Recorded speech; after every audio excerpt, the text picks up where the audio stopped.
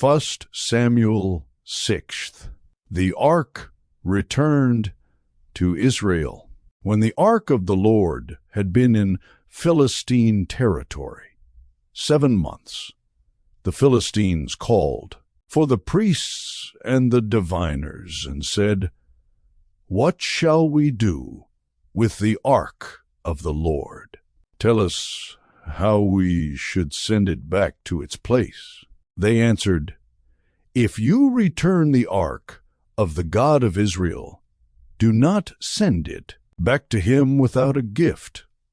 By all means send a guilt offering to him. Then you will be healed, and you will know why his hand has not been lifted from you." The Philistines asked, "What guilt offering should we send to him?" They replied, 5 gold tumors and 5 gold rats, according to the number of the Philistine rulers, because the same plague has struck both you and your rulers. Make models of the tumors and of the rats that are destroying the country, and give glory to Israel's God.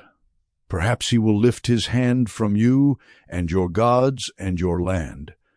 Why do you harden your hearts as the Egyptians and Pharaoh did, when Israel's God dealt harshly with them?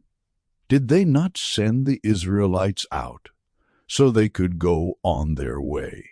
Now then, get a new cart ready with 2 cows that have calved and have never been yoked. Hitch the cows to the cart, but take their calves away and pen them up. Take the ark of the Lord and put it on the cart, and in a chest beside it put the gold objects you are sending back to him as a guilt offering.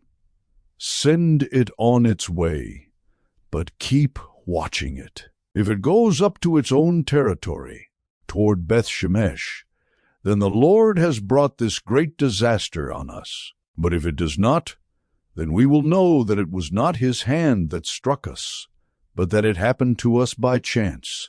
So they did this. They took 2 such cows, and hitched them to the cart, and penned up their calves. They placed the ark of the Lord on the cart, and along with it the chest containing the gold rats and the models of the tumors. Then the cows went straight up toward Beth-Shemesh, keeping on the road and lowing all the way. They did not turn to the right or to the left. The rulers of the Philistines followed them as far as the border of Beth-Shemesh. Now the people of Beth-Shemesh were harvesting their wheat in the valley, and when they looked up and saw the ark, they rejoiced at the sight. The cart came to the field of Joshua of Beth-Shemesh, and there it stopped beside a large rock. The people chopped up the wood of the cart and sacrificed the cows as a burnt offering to the Lord. The Levites took down the ark of the Lord, together with the chest containing the gold objects, and placed them on the large rock. On that day the people of Beth-Shemesh offered burnt offerings and made sacrifices to the Lord. The 5 rulers of the Philistines saw all this, and then returned that same day to Ekron. These are the gold tumors the Philistines sent as a guilt offering to the Lord, 1 each for Ashdod, Gaza, Ashkelon, Gath, and Ekron.